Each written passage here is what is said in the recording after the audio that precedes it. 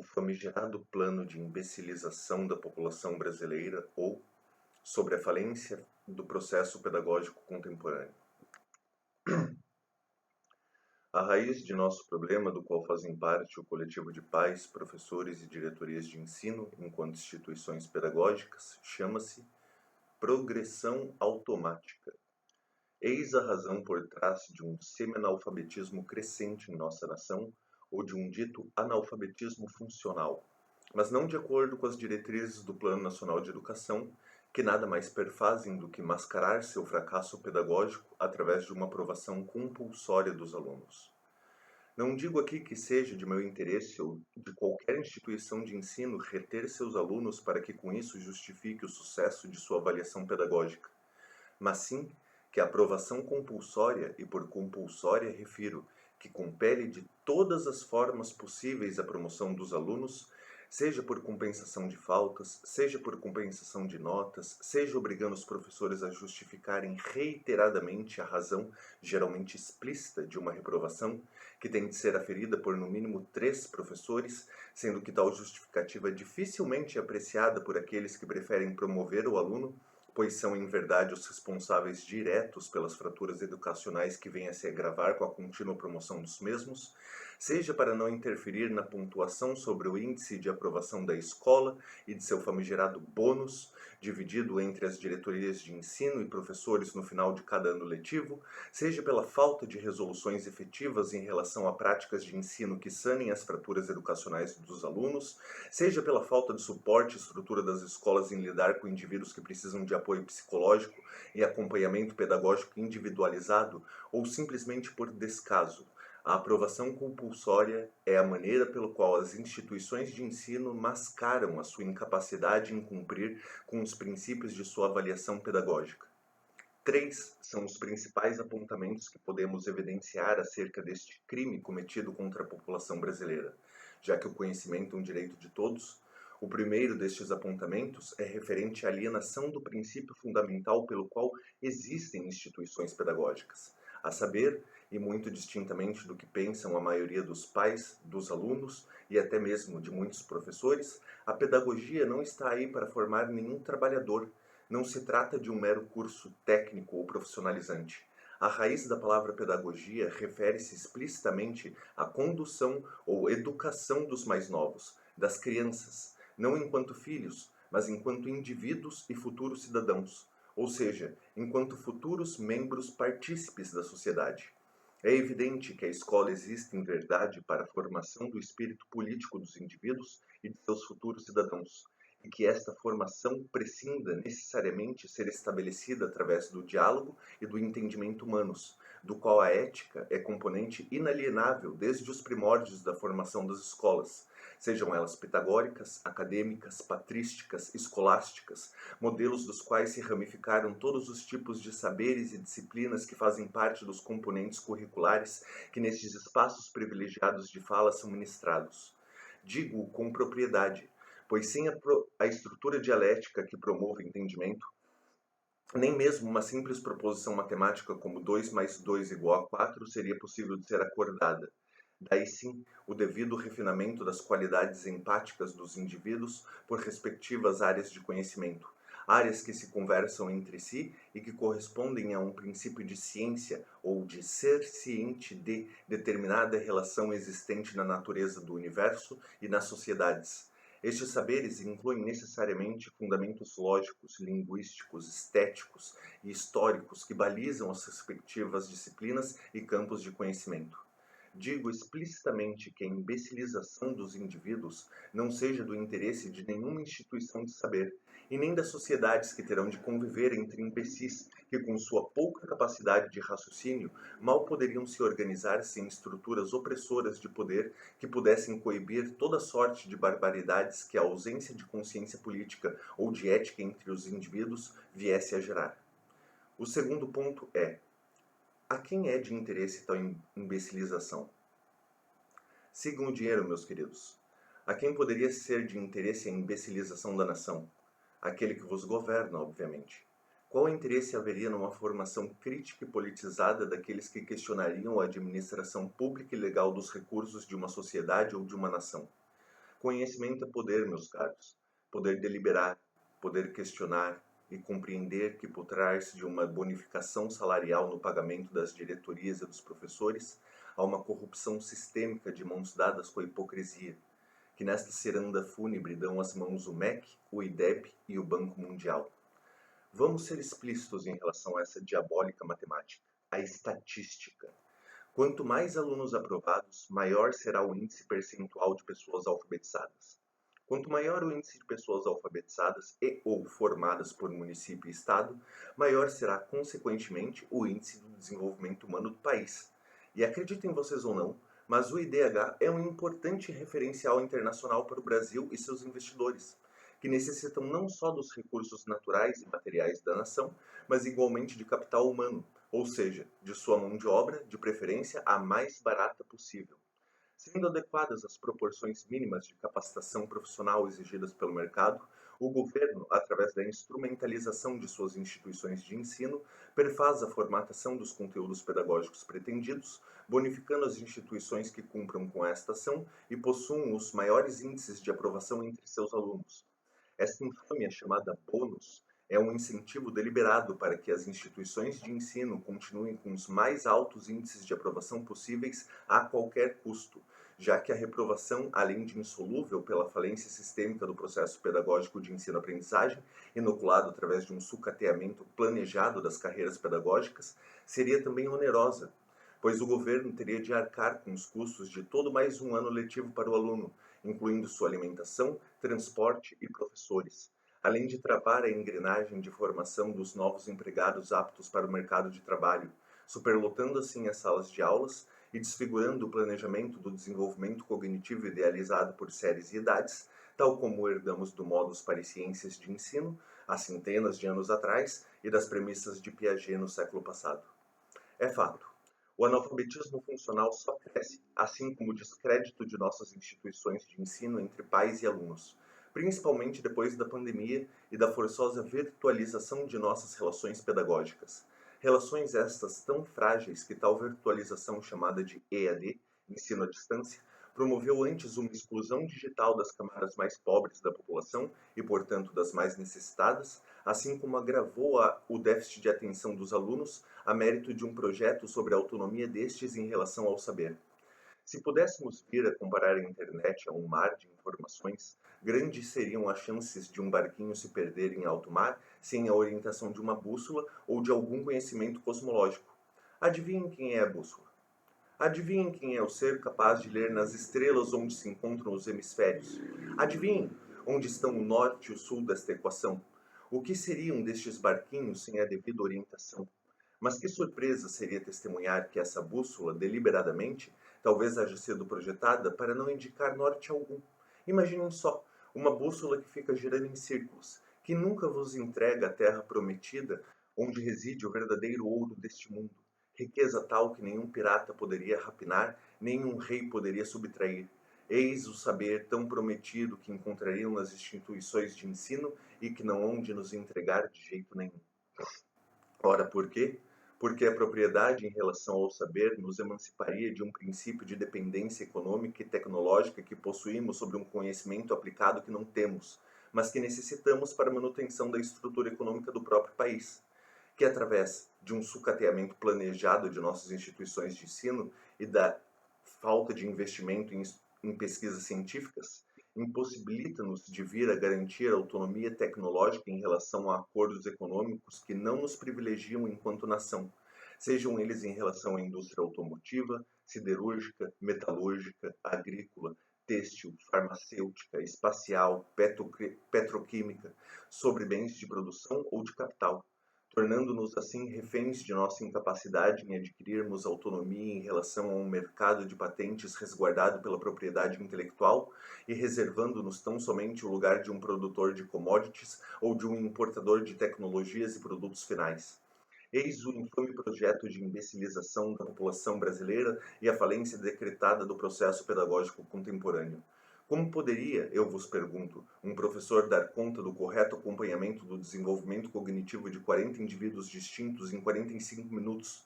Como poderia, ao privilegiar um aluno com pouco mais de 1 minuto de atenção, vir a sanar as dúvidas deste em relação a um determinado conteúdo apresentado, sem nisso comprometer o tempo que seria dedicado ao desenvolvimento destes mesmos conteúdos para os outros 39 alunos? Uma pergunta, às vezes, esclarece muitas dúvidas, mas para aqueles que não estão compreendendo os conteúdos apresentados, na maioria das vezes, estes sequer se pronunciam, possibilitando-nos verificar que estes alunos mal sabem enunciar ou identificar qual seria a sua dúvida para poder vir a esclarecê-la.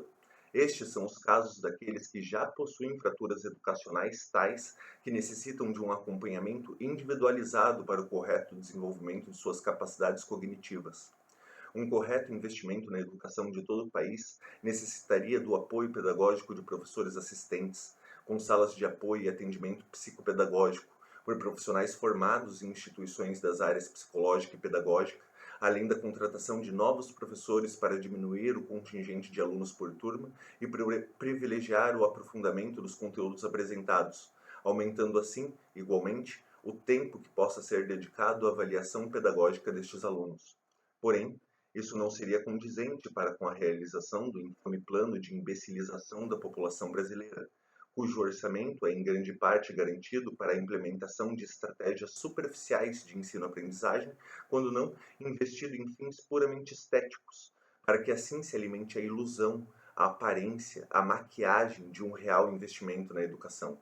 como a pintura anual das paredes e dos muros das escolas, a compra de lousas digitais, muitas vezes abandonadas às traças e sem o devido treinamento dos professores e demais profissionais da escola, computadores recém-adquiridos, mas já obsoletos, redes debilitadas ou insuficientes aos requisitos de uma suposta inclusão digitais,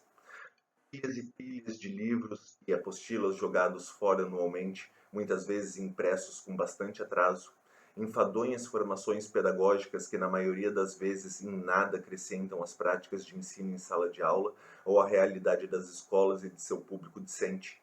além de uma excessiva burocratização sobre as práticas de ensino que seriam melhor direcionadas a um secretário do que a um professor, já que a orientação dos coordenadores e das secretarias de ensino não nos garantem nenhum dos resultados pretendidos enquanto for ignorada a necessária estrutura pedagógica para a formação dos alunos, tomando assim o tempo dos professores e de seu planejamento de aulas, que são de fato os conteúdos pedagógicos com que os alunos entrarão em contato e, violando dessa forma a autonomia de cátedra das respectivas áreas de saber, mas recusando-se a entrar em sala e realizar o trabalho de um verdadeiro professor, que não é só estatístico e muito menos depende da orientação de quem sequer pisa em sala de aula. Assim, pela falta de uma estrutura real de apoio pedagógico aos professores e alunos e de tempo para a apresentação dos conteúdos e da correta avaliação destes, tanto professores como alunos vêm-se impelidos a um processo mimético de ensino-aprendizagem que faria Paulo Freire se reverar no túmulo. Que triste fim o desta diabólica engrenagem, fazer-nos saber que, sem sua infame apostila, nem o estudante teria o que aprender, nem teria mais o professor o que ensinar, pois o imbecil que era antes um aluno, agora ocupa também o lugar de professor, e a engrenagem continua a girar, formando imbecis a cada uma esquina. Consolidamos assim o pesadelo de nosso patrono de educação através de uma educação bancária, agravada ainda mais por um suposto incentivo a novas tecnologias que precarizam ainda mais o único elo que poderia promover a educação do jovem, sua atenção. Para quem podia ensinar desenhando na areia, que valor teria todo esse aparato tecnológico que vem atentar contra o valor da palavra? A educação é necessariamente dialética. Nenhum simples ato de cópia poderia nos garantir a competência sobre determinado conhecimento, porque é na consciência onde reside todo o saber, e não em um punhado de atas preenchidas ou em bancos de dados de informação. Não seria surpreendente se tais medidas fossem diretamente relacionadas à derradeira intenção do infame plano de imbecilização de nossa nação. O nivelamento pela mediocridade através de um falso projeto de inclusão social. Pudera a experiência ser tão nobre como nossas aspirações, mas a régua que nivela nossa juventude é rasteira e infantilizante. Nada intenta sobre o desenvolvimento das qualidades idiosincráticas dos indivíduos ou de suas inteligências, senão de poder vir a assegurar por sua capacidade que sua capacidade de raciocínio jamais ultrapasse a percepção de relações simples e superficiais. Sob a bandeira de uma suposta inclusão de todos sobre o Plano Nacional de Educação, exclui-se necessariamente o princípio de alteridade da inteligência de cada um dos alunos. Nem aqueles que mais precisam de ajuda para poder vir acompanhar o desenvolvimento da turma são assistidos, nem aqueles que se destacam têm qualquer incentivo para desenvolver ou aprofundar os conteúdos apresentados. Nivela-se por baixo a complexidade dos saberes e a inteligência dos mais jovens. Quando não, a complexidade teórica dos conteúdos jamais é aplicada ou demonstrada em exercícios práticos, para que o aluno possa de fato se aproximar do conhecimento que lhe é apresentado em sala ou para poder estabelecer uma relação de sentido sobre aquilo que está sendo ensinado. O conteúdo se tornou alienante. Nem o jovem está mais presente, mesmo quando em sala, nem importa se ele realmente entendeu o conteúdo, desde que suas notas estejam na média. E, em verdade, já nem importa mais o conteúdo apresentado, que será dispensado depois de cumpridas as etapas obrigatórias de ensino a que são submetidas as crianças de todo o país. E, igualmente, caso pretenda se especializar em alguma das áreas de conhecimento do nível superior de ensino. É romântico, eu sei, mas quantos potenciais Charles Parkers e David Brubecks não viverão e morrerão sem sequer ter a oportunidade de ter tocado em um sax ou em um piano? Foram fabricados para outra coisa. Chega a ser irônico que a instrumentalização do conhecimento retire os meios, os instrumentos que viriam a garantir a propriedade desses saberes e a efetivar a razão de existirem tais instituições de ensino. Mas não é surpreendente que o índice de violência haja crescido nas escolas, sabendo que já não há mais nenhum vínculo de autoridade ou de incentivo para a formação do jovem, que sabe que não tem sequer de fazer o mínimo para passar de ano, que os professores não irão reprová-lo porque não podem, ou porque simplesmente não se importam, que igualmente a escola não se importa, e muitas vezes nem mesmo seus pais ou responsáveis se importam, que basta que ele esteja ali para passar de ano, que para seus responsáveis não percam o benefício que eles recebem no final do mês, ou ainda para que a assistência social não bata a porta de sua casa, motivada por alguma razão, infração que o leve a um sistema socioeducativo, ou seja, uma prisão para menores, coisa rara e ainda mais indecente que o sistema público de ensino, já que a expulsão hoje deste jovem seria impraticável pelas resoluções do ECA, Estatuto da Criança e do Adolescente, que obrigam os pais e responsáveis a matricular estes alunos, geralmente em situação de vulnerabilidade e residentes em áreas de risco, cuja realidade é muito próxima ao tráfico de drogas e às situações cotidianas de violência, além de obrigar as escolas a aceitarem matrícula destes alunos, mesmo que eles não queiram estar ali, tornando as escolas verdadeiras prisões ou matadouros do espírito humano. Dirão as fábulas que a escola é a segunda casa dos alunos, e muitas vezes, de fato, lhes é um refúgio de sua realidade, sendo com certeza um local onde irão desenvolver o experimento de suas primeiras relações sociais. Mas nessa casa, ninguém é pai nem mãe de ninguém. Seus irmãos não são seus amigos, e seus responsáveis muitas vezes sequer sabem seu nome. Pior ainda é a situação dos alunos com necessidades específicas de aprendizagem, portadores de deficiências motora, intelectual, auditiva, fonoaudiológica ou visual, que são excluídos do processo já precário de ensino-aprendizagem, pois a maioria dos profissionais não possui competência profissional ou linguística para se comunicar com esses jovens. Nem há assistência por parte da contratação de profissionais qualificados, ficando estes alunos à mercê de atividades adaptadas, que atendem ao mesmo fim que as demais medidas do plano de imbecilização da população brasileira.